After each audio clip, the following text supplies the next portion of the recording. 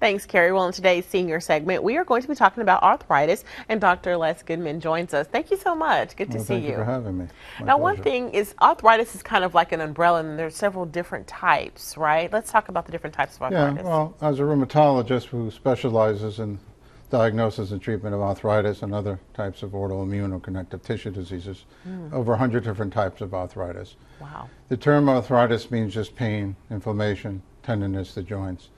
But when a patient comes into my office, we want to know, pretty much we want to tell them what specific type you have, because each and every one is treated differently. The most common arthritis would be osteoarthritis. What the term would be degenerative arthritis, which is wear and tear in the joint. The most common autoimmune or inflammatory type of arthritis is rheumatoid arthritis. That's a potentially more destructive disease leading to joint damage.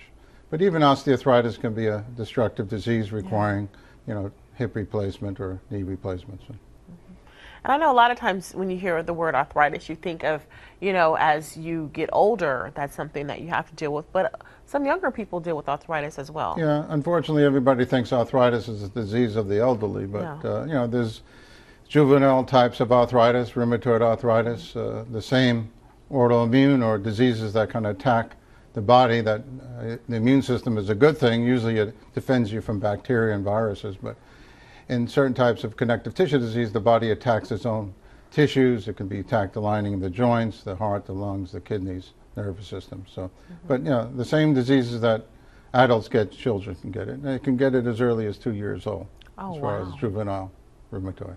So let's talk about maybe preventative measures, but also when we come to see you and we are suffering those symptoms, what are some things that you do to help alleviate the pain? Well, again, it depends on, when they come to the office, we like to get a complete history, physical, and just find out what type of arthritis they have.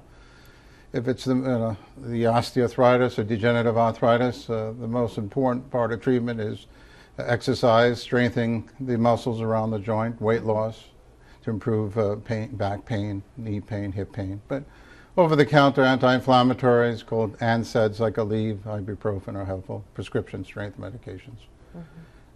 Joint injections. Depending if it's an inflammatory, rheumatoid, there's a whole array.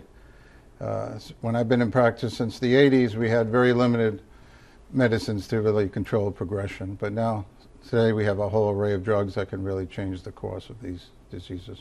All right, doctor. Well, thank you so much for joining us.